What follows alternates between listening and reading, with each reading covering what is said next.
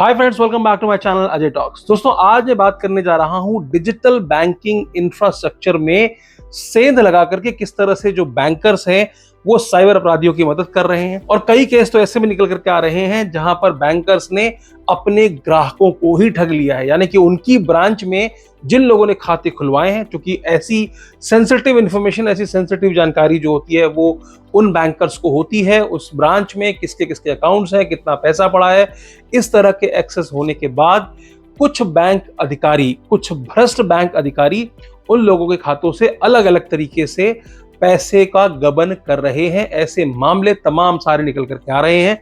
कुछ मामले आज हम डिस्कस करने वाले हैं। पहला मामला छत्तीसगढ़ से है। छत्तीसगढ़ के एक बलरामपुर जिले की एक सहकारी बैंक में, कोऑपरेटिव बैंक में, वहां की जो दो शाखाएं हैं, शंकरगढ़ और कुसमी, उन दोनों शाखाओं के 11 बैंक अधिकारियों को बैंक मैनेजर समेत गिरफ्तार किया गया। और वहीं बैंक मैनेजर की पत्नी को भी छत्तीसगढ़ पुलिस ने हाल ही में गिरफ्तार किया है। आरोप क्या है? आरोप यह है कि इन सब लोगों ने मिलकर के सहकारी बैंक को 28 करोड़ रुपए का चूना लगाया।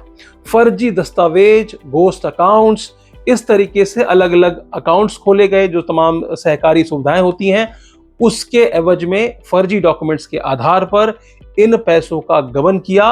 28 करोड़ रुपए अब तक। ईओवी भी इन्वॉल्व है, इकोनॉमिक्स ऑफेंस विंग जो है वो भी इन्वॉल्व है। 28 करोड़ रुपए की बात सामने आई है। एक ज्वेलर को भी गिरफ्तार किया है। बताया गया कि बैंक मैनेजर ने ज्वेलर के खाते में भी 1 करोड़ से अधिक की रकम जो ट्रांसफर की गई थी, जिसके बारे में वो ज्वेलर नहीं बता पाया। पता चला कि वो आभूषण जो खरीदे गए थे वो बैंक मैनेजर की पत्नी के पास पाए गए हैं। साथ ही जो बैंक मैनेजर है उनके पास से 6 प्लॉट्स जिसकी कीमत 1.6 करोड़ आज के रेट में मार्केट के हिसाब से है, वो भी सरकार ने, यानी कि पुलिस ने, ईओडब्ल्यू ने जब्त किए हैं। तो कहने का मतलब यह है कि बैंकर्स बिना ये परवाह किए बैंक को कोई चूना लगा रहे हैं। और बैंक में पैसा किसका होता है? हमारा, आपका होता है। तो बैंक को चूना लगाने का मतलब क्या हुआ? बैंक में किसका पैसा होता है? कस्टमर्स का पैसा होता है। ऐसा ही एक बहुचर्चित मामला राजस्थान के कोटा से निकल करके आया, जहां पर 26 वर्षीय साक्षी गुप्ता, ये अपनी बहन की शादी चित्तौड़गढ़ में मौजूद थी। वहीं से पुलिस ने इनको गिरफ्तार कर लिया। आरोप क्या है? आरोप सुनकर के आप भी हैरान हो जाएंगे। दरअसल साक्षी गुप्ता जो है वो साल 2020 से 2023 तक लगभग 2.5 साल के इस पीरियड में आईसीआईसीआई बैंक के श्री राम नगर ब्रांच, जो कि कोटा की एक ब्रांच है, एक शाखा है, वहां पर as a relationship manager job करती थी। इस दौरान साक्षी गुप्ता पर आरोप है कि उसने 43 कस्टमर्स के, मतलब अपनी ही ब्रांच के 43 कस्टमर्स के 110 अलग अलग अकाउंट से 4 करोड़ 58 लाख रुपए की ठगी कर ली, गबन कर लिया। कैसे किया? मामला हैरान करने वाला है और आपको भी जानना बेहद जरूरी है कि ऐसा ना हो कि आपके खाते से भी इसी तरह से कोई बैंकर जो है पैसे हजम कर जाए। हालांकि मामला बताऊं उससे पहले आपको बता देता हूं कि जो 4 करोड़ 58 लाख रुपए का गबन जिन 43 कस्टमर के साथ साक्षी गुप्ता ने किया था, बैंक ने इंटरनल इंक्वायरी करने के बाद उन सभी कस्टमर्स को वो सारे पैसे लौटा दिए हैं। तो अब गबन किया क्यों था? गबन इसलिए किया था क्योंकि साक्षी गुप्ता को थी शेयर मार्केट में इन्वेस्ट करने की लत। वो शेयर मार्केट के एफएनओ में इन्वेस्ट करती थी। जो भी पहले अपना पैसा लगाया होगा, सैलरी का पैसा लगाया होगा, वो डूब गया होगा। फिर उसको लगा कि पैसे कहां से लिए जाए, तो उसके लिए उसने कस्टमर्स को शिकार बनाया। और वो ढूंढ करके ऐसे कस्टमर्स को ही शिकार बना रही थी जो कि उम्रदराज हो, क्योंकि आमतौर पर ऐसा होता है कि जो रिटायर्ड लोग हैं, जो वृद्ध लोग हैं, वो आमतौर पर अपने पैसों की एफडी कर देते हैं बैंक में। तो ज्यादातर कस्टमर जिनको शिकार बनाया गया था उनके एफडी अकाउंट को शिकार बनाया था। मतलब उस बैंक में, उस ब्रांच में उनका कोई और बैंक अकाउंट नहीं था, सिर्फ और सिर्फ एफडी थी। ऐसे कस्टमर्स को ज्यादातर शिकार बनाया गया। तो शिकार बनाने के लिए सबसे पहले बहुत ही सुनियोजित तरीके से साक्षी गुप्ता ने इन कस्टमर्स के केवाईसी से छेड़छाड़ की। उनकी केवाईसी में जो मोबाइल नंबर जिस पर ओटीपी जाता है, उस मोबाइल नंबर को बदल दिया। बदल करके अपने किसी रिश्तेदार का नंबर उन खातों के अगेंस्ट डाल दिया जो कि पुराने लोग, पुराने कस्टमर जिनके बैंक अकाउंट उस ब्रांच में थे। तो मोबाइल नंबर बदल जाने की वजह से यह हुआ कि जितने भी ट्रांजैक्शन के खाते से हो रहे थे, उनका ओटीपी या उनके मैसेजेस जो है वो एक्चुअल कस्टमर के पास पहुंच ही नहीं रहे थे। अब आपने एफडी करा दिया 5 साल, 10 साल, 15 साल, आप सो गए, आपको लग रहा है बैंक के पास पैसा है, पैसा तो सेफ है। लेकिन यहां पर क्या हुआ कि बैंक में रहते हुए उसने उनके मोबाइल नंबर चेंज किए, अब कितना आसान है मोबाइल नंबर चेंज करना, ये सवालों के घेरे में। तो वहां पर मोबाइल नंबर चेंज करने के बाद 31 कस्टमर्स की एफडी को प्री मेच्योर ही क्लोज कर दिया, यानी कि उनका मान लीजिए 5 साल की अवधि की एफडी थी, वो पहले ही तोड़ दी और तोड़ने के बाद उनके पैसों को दूसरे खाते में ट्रांसफर कर लिया। चालाकी इतनी कि पैसे की निकासी के लिए भी उसने अपने किसी बैंक अकाउंट का इस्तेमाल नहीं किया, उसके लिए उसने एक बुजुर्ग महिला के बैंक अकाउंट को शिकार बनाया। सबसे पहले एक बुजुर्ग महिला उसके पहले बैंक अकाउंट की केवाईसी के साथ छेड़छाड़ की और उसके बाद जितने भी कस्टमर के साथ ठगी की गई वो सारा पैसा उसको एज ए पूल अकाउंट इस्तेमाल करते हुए उस अकाउंट में जमा किया और वहां से फिर वो आगे अपने डीमैट अकाउंट में पैसों का ट्रांसफर कर लिया गया। यही नहीं, इस महिला ने कुछ कस्टमर्स के अगेंस्ट लगभग 3,40,000 रुपए के लोन भी ले लिए। उनकी जानकारी के बिना 3,40,000 रुपए का लोन उठा लिया। 4 कस्टमर ऐसे थे जिनके डेबिट कार्ड का इस्तेमाल करके और इंटरनेट बैंकिंग के लॉगिन का इस्तेमाल करके पैसों को ट्रांसफर किया गया, ठीक है ना। इसके अलावा 40 ऐसे अकाउंट्स थे जिन पर उनकी जानकारी के बिना ही ओवरड्राफ्ट की सुविधा चालू कर दी। ओवरड्राफ्ट मतलब ये होता है कि एक लिमिट सेट कर दी जाती है किसी भी खाते के अगेंस्ट, जिसको कि आप लोन के तौर पर निकाल लेते हो और उसमें पर डे के तौर पर ब्याज चलता है। मान लीजिए आपने 5 लाख रुपए निकाल लिए, तो जितने दिन तक आप वो 5 लाख रुपए इस्तेमाल करेंगे, अगर आपकी लिमिट उतनी है, अलाउ करती है, तो वो उस पर आपका एक इंटरेस्ट लगता रहेगा और आप जब जमा कर देंगे तो फिर से आप एलिजिबल हो जाएंगे कि वो पैसा आप निकाल सकें।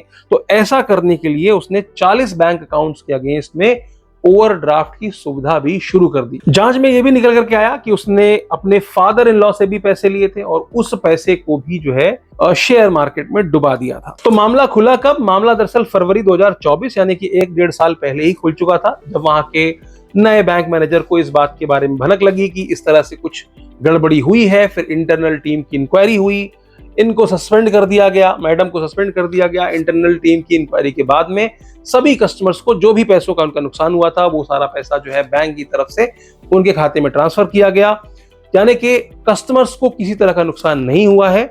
लेकिन अब मामला चर्चा में इसलिए है 2025 में क्योंकि 31 मई 2025 को मैडम को जो है उनकी सिस्टर की वेडिंग डेस्टिनेशन से उठा लिया गया, गिरफ्तार कर लिया गया। मुझे समझ में नहीं आता कि यार इस तरह का गबन करते समय क्या इतना भी सेंस नहीं था कि गिरफ्तारी हो जाएगी, आगे जाकर पता चल ही जाएगा किसने गड़बड़ किया है किसने नहीं किया है। बहरहाल जो भी है, इससे सीख लेने की जरूरत है क्योंकि इस केस में, इस खास केस में, इनफैक्ट और दूसरे केसेस में भी ऐसा हो रहा है कि सीनियर सिटीजन्स को शिकार बनाया जा रहा है क्योंकि वो टैक्स सेवी नहीं होते हैं, ज्यादा एसएमएस वगैरह ये सब चीजों पे या इंटरनेट बैंकिंग वो लेते नहीं है, ऐप इंस्टॉल करते नहीं हैं और इस तरीके से रिलेशनशिप मैनेजर जो होते हैं वो कई बार आपका फायदा उठा लेते हैं। तो आपको क्या करना है, जब भी आप कोई लोन ले रहे हैं, होम लोन हो, ऑटो लोन हो, बहुत ध्यान से कागज साइन कीजिए, ठीक है ना। इसके अलावा जो भी कोई भी रिलेशनशिप मैनेजर है, क्योंकि रिलेशनशिप मैनेजर ही अगर भ्रष्ट हो जाता है तो भाई साहब क्या ही कर सकते हो आप। वो आपसे अगर अननेसेसरली कुछ अकाउंट्स खुलवाने के लिए या ये कर लो या इसमें एफडी कर दो, बहुत सारी चीजें सजेस्ट करते हैं।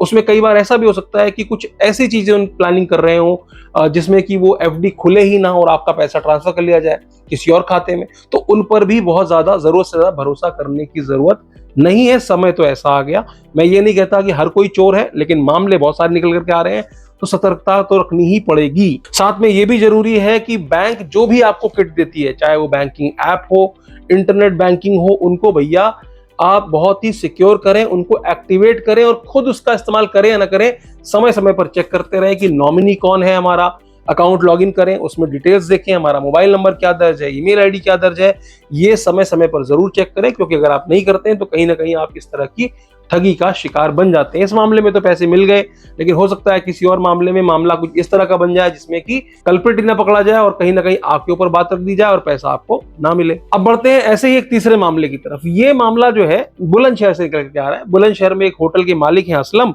उन्होंने साइबर पुलिस में जाके कंप्लेंट दर्ज कराई कि उनके खाते से इलीगल जो है पैसों का ट्रांसफर कर लिया गया।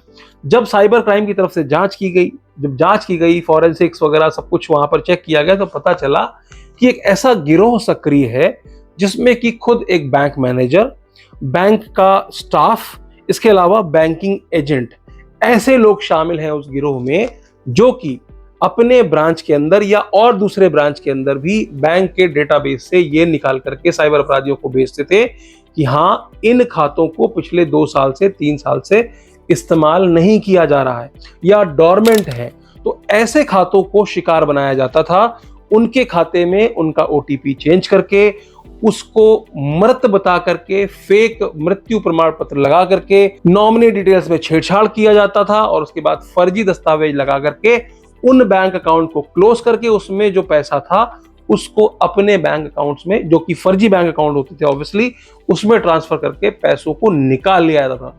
सोच सकते हो आप कि अगर बैंकर मिली भगत कर ले तो कितने हथकंडे हैं आपके खाते को साफ करने के लिए। इस मामले में पर्टिकुलर 1.93 करोड़ की ठगी का मामला सामने निकल करके आया है और पता चला है कि एक दो नहीं, लगभग 11 प्रदेशों में, जी हाँ, 11 प्रदेशों में जो है केसेस निकल करके आए हैं, खासकर इस ग्रुप के जरिए, जिसका कि मास्टरमाइंड जो कि नवीन है, जिसको कि डेविड के नाम से भी बुलाया जाता है। तो नवीन मास्टरमाइंड है, बैंक मैनेजर अंकित शर्मा, और विशाल जो है वो बैंक का स्टाफ है, शुभम कौशिक जो है वो बैंकिंग एजेंट है और फेक सिम का इस्तेमाल करते थे। फर्जी डॉक्यूमेंट्स के आधार पर फेक सिम को प्रोक्योर करना, फिर उन फेक नंबर्स को उन बैंक अकाउंट्स के केवाईसी के साथ छेड़छाड़ करके वहां पर फिट करना और उसके बाद उस व्यक्ति को मृत बता करके फेक मृत्यु प्रमाण पत्र लगा करके पैसों को ट्रांसफर कर लेना। तो अब आप सोच सकते हैं कि बैंकों में आपका पैसा कितना सिक्योर है, और सिक्योर हो या ना हो, आपको कितना सिक्योर रखना है अपने लॉगिन को, चाहे वो आपकी ऐप हो, चाहे वो ईमेल एड्रेस हो, आपकी केवाईसी डिटेल्स हो। समय समय पर उसको चेक करते रहें। बैंक से आने वाले हर मैसेज को बहुत ध्यान से पढ़ें, हर ईमेल को बहुत ध्यान से पढ़ें कि कहीं कोई डिटेल में चेंज है कि नहीं। और अगर अचानक से कोई ट्रांजैक्शन की जो डिटेल्स आनी बंद हो जाए, मान लीजिए आप ट्रांजैक्शन करते हैं, आपको ओटीपी नहीं आ रहा है या मैसेजेस नहीं आ रहे हैं, तो तुरंत बैंक भागिए, वहां पर जाकर के अपनी डिटेल्स को चेक कीजिए, क्योंकि तभी आप बच सकते हैं इस तरह के अपराध से। क्योंकि जो बैंकर्स हैं ये कहीं ना कहीं मिलकर के साइबर अपराध को भी बढ़ावा दे रहे हैं। पिछले लास्ट शायद 6 महीने के अंदर अंदर दिल्ली एनसीआर से ही 100 के आसपास बैंकर्स को गिरफ्तार किया गया है, जो कि किसी न किसी तरीके से साइबर अपराधियों के साथ मिले हुए थे, उनके साथ साजिश में शामिल थे और पैसे लेकर के तमाम सारे फेक बैंक अकाउंट्स खोल करके उन साइबर अपराधियों को बेच दिया करते थे, जिसके जरिए देश में आज के समय में करोड़ों रुपए की ठगी की जा रही है। देश में ही नहीं, देश के बाहर बैठे हुए साइबर अपराधियों को इस तरह के बैंक अकाउंट्स को बेचा जा रहा है, जिससे कि हमारे आपके लोगों के साथ में करोड़ों रुपए की साइबर ठगी हो रही है। मैं ये नहीं कह रहा हूं कि हर बैंकर चोर है, मैं ये नहीं कह रहा हूं कि हर बैंक चोर है, मैं ये नहीं कह रहा हूं कि इस प्रोफेशन में जो भी लोग हैं उनके ऊपर सवाल नहीं उठा रहा हूं, लेकिन जिस तरीके से कहते हैं ना, वो एक मछली सारे तालाब को गंदा करती है, जिस तरीके से रोज मामले निकल करके आ रहे हैं, कहीं ना कहीं अब इनसे भी बच के रहने की जरूरत है, जिनको कि हमने पैसों के प्रोटेक्शन की जिम्मेदारी दे रखी है। तो आज के लिए सिर्फ इतना ही। फिर मिलेंगे किसी और वीडियो में। वीडियो अच्छी लगी हो तो लाइक कर दीजिएगा, चैनल पर नए हो सब्सक्राइब कर दीजिएगा, और एक छोटा सा निवेदन है कि अपने दोस्तों रिश्तेदारों तक इस तरह की वीडियो को भेज दिया कीजिए, ताकि वो भी किसी तरह के संभावित जो साइबर अपराध है उसका शिकार ना हो जाए। अंत में एक ही बात कहूंगा, हंसते रहिए, मुस्कुराते रहिए और साइबर अपराध से सुरक्षित रहिए। धन्यवाद।